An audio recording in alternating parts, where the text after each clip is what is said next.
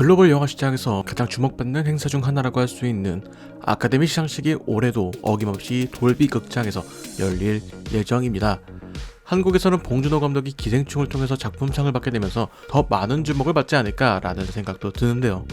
영화팬인 저의 입장에서도 다른 시상식에 비해 아카데미 시상식에 조금 더 주목하는 것에는 여러 이유가 있습니다.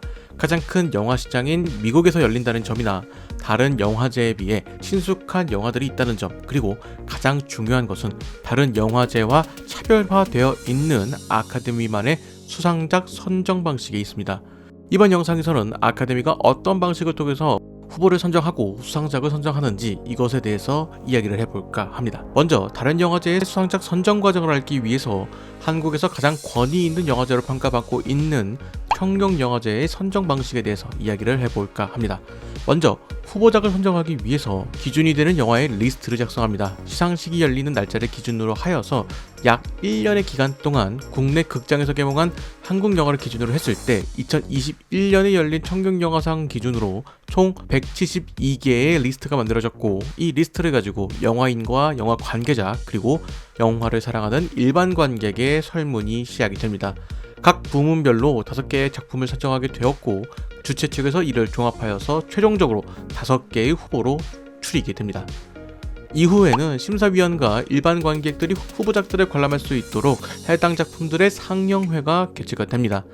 영화제 개최 대략 한 달 전부터 약 2주간 상영이 진행되고, 대체로 여의도 CGV에서 진행이 되는 편입니다. 이 기간에는 일반 관객도 무료로 영화 관람이 가능하니 관심 있는 분들은 참고하시면 좋을 것 같습니다. 심사는 총 9표 중에서 과반 이상의 득표를 한 후보에게 수상을 하는 방식이며, 어느 작품 하나가 과반을 넘지 않을 경우 1, 2위 후보를 두고 결선 투표를 다시 진행하여서 수상작을 선정하게 됩니다. 심사위원회는 여러 영화인들이 참여하게 되는데, 영화사 대표, 주최 측 인사, 영화 감독, 영화 평론가, 배우 등 여러 직종에 있는 영화인들로 구성이 되어 있는데, 2021년을 기준으로는 위와 같은 심사위원분들이 심사에 참여하였습니다. 이렇게 8명의 심사위원과 나머지 한 표는 네티즌 투표를 통해서 가장 많은 표를 얻은 후보에 한 표가 수여되는 방식으로 진행이 됩니다. 그렇게 선정된 후보가 시상식 당일에 수상자가 되는 것이죠.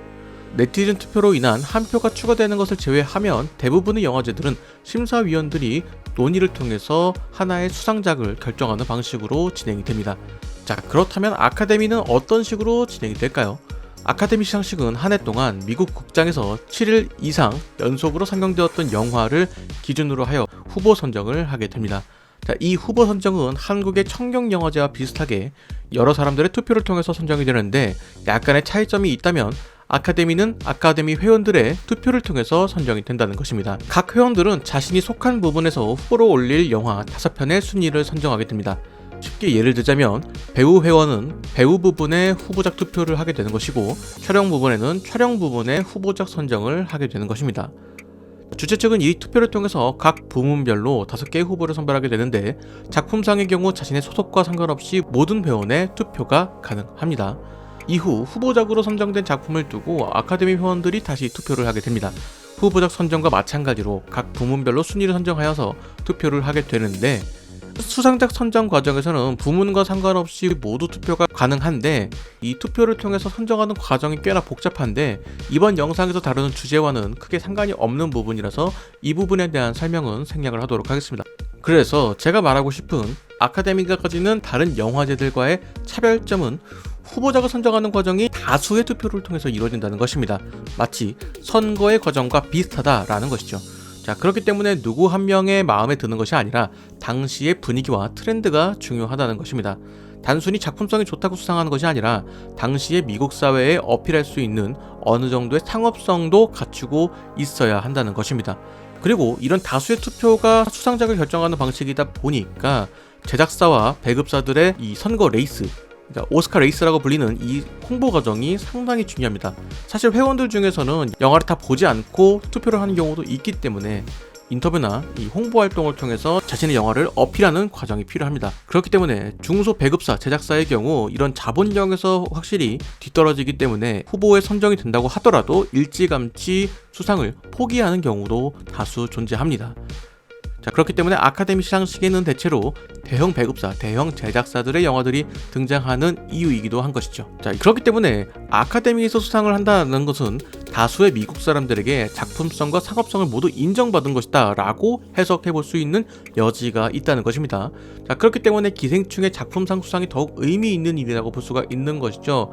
거기에 기생충의 미국 배급사는 중소 배급사였던 네온이라는 제작 배급사였기 때문에 더더욱 이러한 수상이 의미가 있는 일이라고 볼 수가 있는 것입니다. 이 수상을 위한 과정에는 국내 배급사인 CJ도 한몫을 했다라는 이야기가 많죠.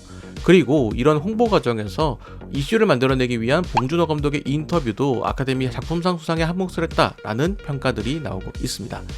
자, 여기까지 영상을 보셨다면 이런 궁금증을 가질 분들도 있을 것 같습니다. 그래서 누가 수상할 것 같은가? 사실 아직 영화들을 다 보지는 못해서 어느 작품이 수상할 것이다 라고 단정지어서 말씀을 못 드리겠습니다. 물론 다 보더라도 그렇게 단정지을 수는 없겠죠. 사실 아카데미의 경우는 작품을 보지 않더라도 수상작 예측을 하는 것에는 꽤 문제가 없을 것 같다라는 것이 저의 생각입니다. 왜냐하면 사실 아카데미는 작품성도 중요하긴 하지만 작품성 이외의 것들도 투표에 반영이 되는 경우가 많기 때문에 영화를 보지 않더라도 대충 예상은 할 수 있다 라고 생각을 하고 있습니다. 자, 그래서 좀 말씀을 드리자면 최근 아카데미의 수상 트렌드를 보면 PC라는 키워드에 주목할 필요가 있습니다. 기생충의 수상도 동양에서 제작된 영화의 수상이라는 이변을 만들고자 하는 아카데미 회원들의 분위기가 반영된 것이라는 해석도 존재하기 때문이죠. 자, 그렇기에 단순히 작품성과 대중성만이 아니라 현재 영화계가 주목하고 있는 가치에 주목을 해야 된다는 것입니다. 자, 그래서 현재 작품상 수상에 유력한 후보로 거론되는 영화로 크게 세 가지 영화가 있습니다. 파워 오브 도그, 벨파스트, 그리고 코다가 있습니다. 이 중에서 제가 주목하는 영화는 파워 오브 도그와 코다입니다. 두 영화는 각각 넷플릭스와 애플 TV 플러스에서 제작된 영화인데 두 영화 중 한 편이 만약에 수상을 하게 된다면 아카데미 사상 최초로 OTT 작품이 작품상을 수상하게 되는 결과를 낳게 됩니다. 최근 영화계를 포함한 아카데미 시상식의 가장 핫한 이슈 중 하나가 OTT에 관한 이야기라고 생각을 합니다. 과거 알폰소 쿠아론 감독이 연출했던 넷플릭스 작품 로마라는 영화가 유력한 작품상 후보로 떠올랐음에도 작품상 수상을 하지 못하고 흑인 인권과 관련된 이야기를 다룬 그린북이 수상을 하는 것을 보면 확실히 이런 PC와 관련된 부분 그리고 OTT와 관련된 부분에서 아카데미 회원들이 어떤 생각을 하고 있는지 대강 엿볼 수 있는 그런 부분이 아닐까라는 생각이 드는데요. 개인적으로는 올해 정도면은 OTT 작품이 작품상을 받게 되지 않을까라는 생각이 듭니다. 과거에 비해 OTT가 상당히 많아지게 되었고 아카데미 회원에 소속되어 있는 분들도 사실 영화를 만드는 영화 업계에 있는 그런 분들 아니겠습니까? 그런 분들도 이제는 OTT의 작품 의뢰를 마다하고 쉽게 거절하고 이렇게 피해갈 수만은 없는 상황이 됐거든요. 그렇기 때문에 올해가 아카데미에서 OTT에서 제작된 영화가 작품상을 받게 되는 좋은 시기가 아닐까 라는 생각이 듭니다. 그 중에서 저는 개인적으로 코다가 조금 더 수상 가능성이 있지 않을까 라는 생각을 합니다. 아카데미가 좋아할 요소들을 여러 가지 가지고 있다고 생각을 하거든요. 여성 감독과 여성 주인공이 등장한다는 점, 그것과 더불어 더 중요한 것은 이 영화의 제목인 코다라는 제목 자체가 농인의 자녀를 의미하는 만큼 영화 자체도 사회적 약자에 대한 이야기를 다루고 있기 때문이기도 합니다. 출연 배우 중 트로이 코처라는 배우가 청각장애를 가지고 있는 배우라는 점에서 코다라는 작품이 작품상에서 좀 이변을 일으키지 않을까라는 나름의 예측을 해보았습니다. 사실 무난하게 생각을 한다면 벨파스트나 파워 오브 도그가 이 수상을 하게 되지 않을까라고 생각을 해볼 수가 있는데 코다라는 영화를 통해서 아카데미가 이변을 만들 가능성이 있지 않을까라는 것에 조금 더 베팅을 한다라고 생각을 해주시면 감사하겠습니다. 여러분들은 이에 대해서 어떻게 생각하시나요? 결과는 28일에 알 수 있겠죠. 오늘의 이야기는 여기까지입니다. 여러분들이 생각하는 아카데미에 대해서 댓글을 남겨주시면 감사하겠습니다. 저는 다른 영상으로 돌아오도록 하겠습니다.